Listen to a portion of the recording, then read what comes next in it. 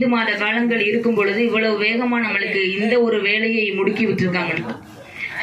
நம்மளுடைய ஒவ்வொரு பாகத்திலையும் எப்படி வாக்குகள் இருக்கு, நம்ம 2016, 19, 21 அதுக்கப்புறம் வரிசையை நம்ம அடுத்தடுத்து இதுக்கு முன்னாடி அதிமுகவா இருக்கட்டும் இல்ல பிஜேபி இந்த உங்க கூட்டணியா இருக்கட்டும், இவங்களுடைய வாக்குகள் எல்லாம் எப்படி இருக்கு, நம்ம திராவிட முன்னேற்ற கழகம் எப்படி இருந்திருக்கும், இப்ப திராவிட முன்னேற்ற கழகத்திற்கும் மற்ற கட்சியினருக்கும் இடைப்பட்ட வாக்குகள் எவ்வளவு நம்மளுக்கு வித்தியாசம் இருக்கு, அதை தாண்டி நம்ம எப்படி வியூகம் அமைத்து நாம் வெற்றியை நம்ம ஒவ்வொரு பாகத்திலையும் நிலைநாட்டணும் அப்படின்றதுதான் இதனுடைய அடிப்படை.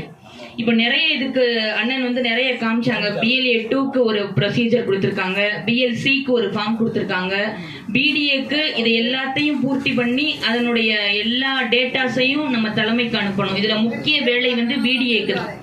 ஏன்னா தலைமை கழகத்துல நம்மளுடைய மாண்புமிகு முதலமைச்சர் மிகப்பெரிய ஒரு ஐபேக், ஏதாவது என்னன்னா இதை ரொம்ப கண்காணிக்கிறாங்க. அதாவது எப்படி பண்றாங்க, இதை எப்படி நமக்கு தலைமைக்கு கொண்டு போய் சேர்க்கிறாங்க அப்படிங்கிறத BDA ரொம்ப கண்டினியூஸா நீங்க நம்மளுடைய பாகத்துல போறதும் சரி, நம்ம துண்டறிக்கைகள் கொடுத்திருக்காங்க.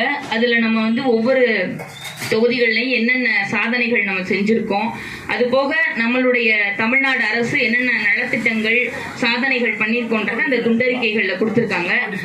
தயவு செஞ்சு வட்ட செயலாளர், BLA 2, BLC, BDA நீங்க எல்லாரும் ஒவ்வொரு வீடுகளுக்கும் போகும்போது அந்த துண்டறிக்கைகளை மறந்துடாம ஒவ்வொரு வீடுகளையும் கொடுத்து ஒரு 5 நிமிடம் பேசி கொஞ்சம் விளக்கம் கொடுத்துட்டு போங்க. அங்க ஒரு புகைப்படம் எடுங்க, அதை எடுத்து தலைமைக்கு கண்டிப்பா அனுப்புங்க. ஏன்னா ரொம்ப தீவிரமாக இந்த 5 மாத காலங்களுக்குள்ள இந்த தமிழ்நாடு தலைகுனியாதுங்கிற பரப்புரைய கண்காணிக்கிறாங்க. அதனால ஏதோ நம்ம ஒண்ணு கொடுத்துருக்காங்க, ஏதோ ஒரு ஃபார்ம் கொடுத்துருக்காங்க, நம்ம ஏதோ ஒரு ஃபில் பண்ணி கொடுத்தோம் அப்படின்னு இல்லாம நம்ம யாரு சரியா செய்யறோம், எந்த பாகத்துல அதுல ஒரு போட்டியை வச்சுக்கோங்க. அந்த வட்ட செயலாளர்கள் இது ஒரு போட்டியை எடுத்து அதை நகர செயலாளர்கிட்ட ஒப்படைங்க.